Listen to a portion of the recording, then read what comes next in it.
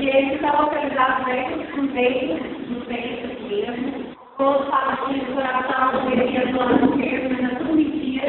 Na verdade, a perna do lado esquerdo e a esquerda são maiores, porque ele carrega uma força maior na hora de bombeação. Aqui, nós vamos ter a verticada, que é superior e inferior, da verticada superior e inferior. Elas também vão mandar o sangue pobre em oxigênio para o coração. Essa parte pode existir quatro quantidades. A direita, a direita, a esquerda e a esquerda. Essa verticada superior vai mandar o sangue pobre em oxigênio do lado direito, através do lado, vai passar aqui, tem uma válvula que chama válvula circular. Através dessa válvula, ele vai passar para o circuito direito, daí o sangue vai passar para o pulmão. O sangue vai chegar no pulmão, não corre no oxigênio. Pela cadeia, ela precisa. Daqui, o sangue vai, ele vai receber oxigênio, vai receber esse carbono e vai voltar para o coração através das veias pulmonares. Então, é isso aqui.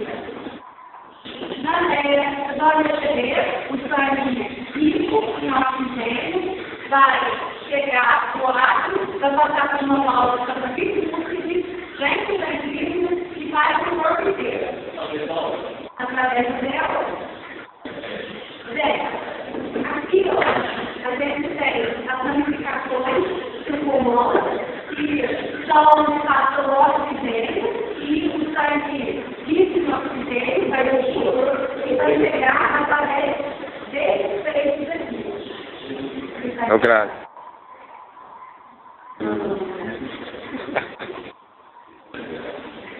O coração possui duas contrações. A primeira é a sístole, que é o batimento bem rápido, assim, ó.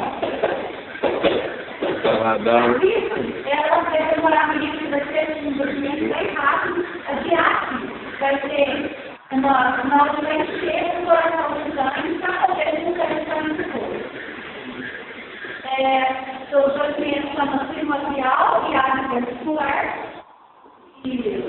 que é o primeiro som primordial e o segundo vestibular. O coração possui essa, é uma camada da região músculo, né? Que fala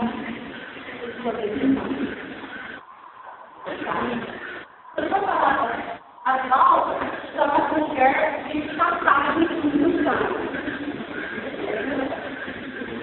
Então, quando a gente não principal coração, você passa o couro e você vai passar o couro para você chamar uma nova couro. Você vai fazer o couro para substituir. E o que aconteceu?